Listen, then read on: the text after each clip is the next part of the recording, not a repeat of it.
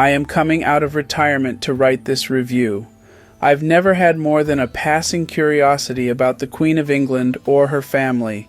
In fact, I was deep into my adolescence before I even knew about Prince William and Prince Harry, and it never occurred to me that perhaps the Queen's husband might have still been alive at the time of my discovery. Even now, it's very much ado about nothing for me. Even with all the controversy of the last decade involving the two sons and their respective spouses, I never cared about any of more than a simple, "Oh well, I guess it's interesting." That's the issue with having one's whole life on display. It's a spectacle for the unimaginative. I'd rather capture my musings in the pages of a book rather than magazines. All that aside, I'm not a fan of institution. They breed corruption. That isn't just a criticism of monarchy, but rather an overarching one of all institutions: education, media, businesses, churches, hospitals, etc. The problem at the end of the day is simple: greed. You just can't trust people with any sort of power. I've been in a leadership position. No sane person who values life stays in power long. There are more important endeavors after all. Love, for example. I do not typically read autobiographies or nonfiction. In fact, I purposefully shy away from this sort of thing. Who wants to waste time on some pompous self-indulgence? Not me. Maybe I'm too judgmental. In any case, I succumbed to my basic inquisitive nature, spurred on by my recent viewing of Queen Charlotte on Netflix. Haha, I know. And I've been seeing Harry's book everywhere. Was it subliminal? Alas, it often happens that I jumped onto the bandwagon last minute and find myself admonishing my stubborn refusal to conform with the masses. There's a reason popular things are popular. I saw it sitting on a shelf at work. I flipped to the end. It is a sacred practice of mine. I love to know how things end before I start them. Is it worth the journey? I happened upon some lines where Harry's reminiscing about his granny. I felt my eyes start to sting with hot tears right there in the aisle at work. You see, I lost my grandmother this year. Someone who was pivotal to my life gone. His words hit me in a place I now avoid. They resonated with me. They suddenly made this prince human to me.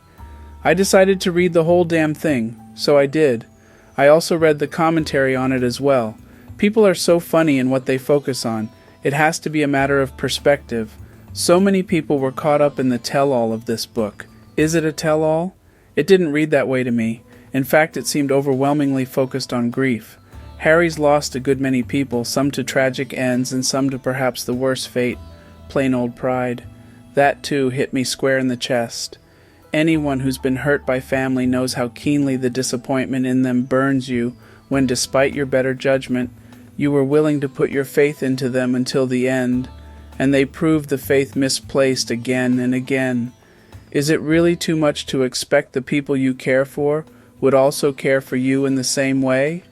If only you could understand one another. I don't care about the press or the royal family. I don't even care how much people may think this is all true or not true. What I think is true, what leapt out of each page at me over and over, is the grief laced into the heart of Harry. It's a familiar grief to my own. It's a grief that has taken on many forms throughout my life, but started young. It's not exactly comfort I felt while reading this, though the words did seem to pass effortlessly before my eyes. Maybe a little less lonely for knowing that despite everything, he's managing to forge ahead. I can too. There's truth in loss. You see the reality of people. They either become the absolute scum of the earth, or they fill your heart with such unspeakable joy. It makes me think of when I became hyper-fixated on September 11th and learned about the evacuation of NYC, which became the largest boat evacuation since Dunkirk, a fact I think Harry would find interesting to know. I watched this documentary about it and cried at how many people showed up to rescue those people. The largest evacuation in history. 500,000 people all in 9 hours. See, people have such capacity for compassion. That's what I sometimes think about when the pessimism strikes. This book will be a reminder now too. At the end of it, Harry's point wasn't just to tell the world his side of things. It was more pointed than that. The prologue starts with his dad and brother saying they don't know how it's come to this.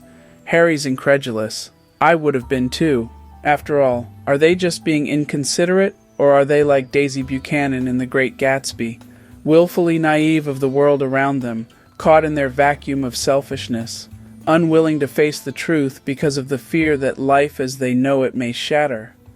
I'm inclined to agree with this classification, which would make Harry equitable to Nick Carraway, the entire book proof of his evolving disillusionment with that same life.